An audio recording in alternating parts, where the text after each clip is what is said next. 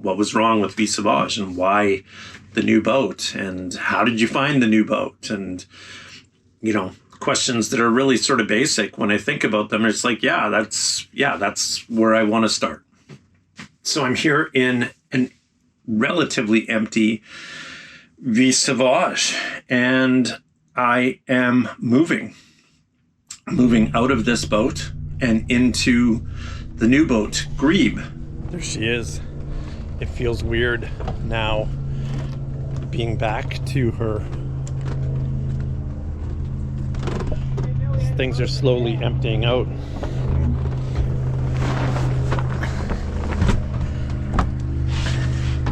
Actually, when I come back to this boat and I see things emptying, I get a little choked up. Now with Grebe, with the new boat, there's lots to talk about, and I'm excited to share it again. So this feels really good. I didn't quite know how to start up again, though. And I was talking to my good friend Kevin Coswin, who owns the From the Wild franchise. And he's a great storyteller. And so I asked him what his advice was, and Preston Canuck. What story do I tell? Where do I start? And to them, it was just obvious. And so Kevin shot me over a couple of questions. I'm dying to know, why did you switch over from Vie Sauvage? What was wrong with Vie Sauvage, and why the new boat? And how did you find the new boat? And, questions that are really sort of basic. When I think about them, it's like, that's where I want to start. So why the switch from Vie Sauvage over to Grebe? Well, Mary and I have been living on Vie Sauvage here for the winter, and she's been gone most of the summer, but we all winter long, we stayed on this boat, and it's really small for two people, really cramped. We always make jokes about how you're just like this with each other all the time on this boat. And you know what? Honestly, I have nothing but pleasant memories together with Mary on this boat. I thought it was a wonderful winter. We spent so much time back in the V berth. To be honest, I'd come home from work, we'd have dinner, we'd play cards or play some games or something, and then we'd watch a movie and sort of hibernate for the winter. That V berth, Mary made it so comfortable. And, she set up mattresses, the way she set it up was so comfortable. And so I have wonderful memories. The other reason, but we needed something bigger. I mean, if you have a hobby, if you want to do some painting or photography or different things like that, if you want to work on the boat, then you need something a little bigger with some areas set aside for doing that. We decided that we wanted an old classic wooden boat. That was one of the criteria that we had. We wanted something that was, that we could be really proud of, to take care of. We wanted some projects. Mary and I both love refinishing wood, and so a wooden boat is always going to have those challenges. We wanted something sort of unique and fun to be proud of, and a wood boat definitely ticks off that box. We wanted something bigger. We wanted a pilot house. That was big on our checklists. It just provides a space that is completely different from down in the belly of the boat. It's up top and there's windows all around you. It's bright and sunny and cheerful, and it's a really beautiful space. So we wanted that. One of the other major reasons that we wanted to switch boats, or that we had this idea of this dream boat, was that we wanted something that was capable of crossing oceans. We needed a blue water boat because we have these ideas of being able to sail somewhere. Mary and I want to get married in Scotland, so that was one trip that we have planned. And the other one would be, French Polynesia. So those are completely opposite directions, and I don't quite know what the plan is for that yet with Grebe, but we'll have to make a decision on that and figure out that plan.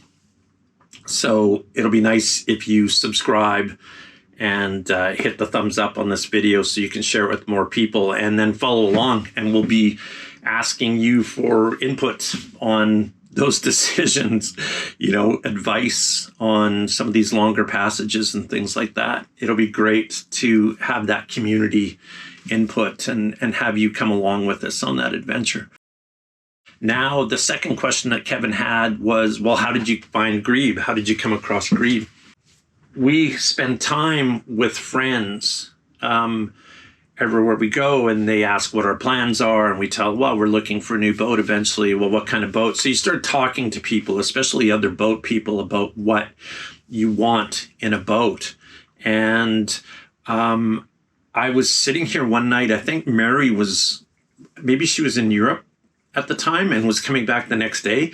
And all of a sudden there was a knock on the side of the window, and it was my friend Russ. And he was like, hey, John, have you seen that boat that's up in the yard on the hard? And I was like, no. And he's like, well, you want to go have a look at that boat. He had heard, or we had spoken many times, because he owns an old classic wood boat. So he had known what we were looking for. And so I went up and had a look, and I just knew right away that that was the boat that I wanted to have a really close look at. Financially, I wasn't in a position to make a move, but this boat, Grebe, W. Grebe, had a for sale sign on it and the price. And I don't know. It was just one of those things where it's like, oh my goodness, this is the boat. The next day, hey, I said to Mary, come with me and have a look at this boat. I think maybe I was bringing her back from the airport, and we just pulled into the yard. I said, have a look at this boat. And instantly she just fell in love with it. And I did too. We had permission from the owner to go on inside. And we were looking around, and I could just tell right away, Mary was like, yes. We just sort of looked at each other and went, yes, this is the boat. It didn't really solve the problem that we weren't able to afford it, but it was just, that was the boat. It took a few days for me to figure something out. And so what I ended up doing was going even further into debt. And I took out a loan for less than what the asking price was for the boat, because that's all I could get. And we tried our best to negotiate the price down. And luckily, Sandy was, such a great guy. He had owned W. Grebe for the last 37 years. Yeah. He saw the sort of passion that we had for her. And I think he felt, comfortable negotiating with us. And so we got a good deal on the boat. And it was something that we could afford within the constraints of that money that I had borrowed. And the next thing you knew, we had owned the boat. And as it stands right now, we own, both boats. I'm trying to sell Vie Sauvage here at the marina right now. And I have until the end of the month, the end of September, to be able to get her off the dock. And so I'm just working on plans. But in a perfect world, the marina's given me permission actually to transfer the moorage to the new owner, which is a big deal because it's really difficult to get moorage for boats in marinas on the West Coast. So we'll try to sell her. We've got another week and a half to be able to do that. And in the meantime, I'm moving my stuff up to Grebe. Mary's in Colorado. She still hasn't stayed on the new boat. She left the day after we bought the boat. And I've been slowly moving stuff onto the boat and organizing things as best I can, knowing that Mary is going to redo everything. I'm trying my best to anticipate where she wants things, but I know that she'll have her own ideas, and there'll be better ideas. So I come into Vie Sauvage here now, and it's poignant. I'm filled with nostalgia. This is the boat where I learned to sail. This is the boat where I was just alone after having left my old life back in Alberta. I was alone on this boat, and there are a lot of memories tied up with this boat, and a lot of adventures, and a lot of personal successes and defeats, and happiness and unhappiness, and I don't know. There's just a lot wrapped into this boat.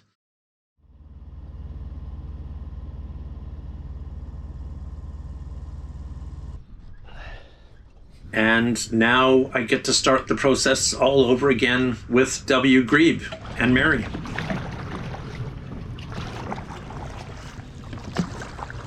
So the plan is over the next couple of years that we will stay here in the southern part of Vancouver Island, and we got to get her fixed up before she can go on any long trips. She needs work. Sandy has done an amazing job at taking care of W. Grebe over the last 37 years.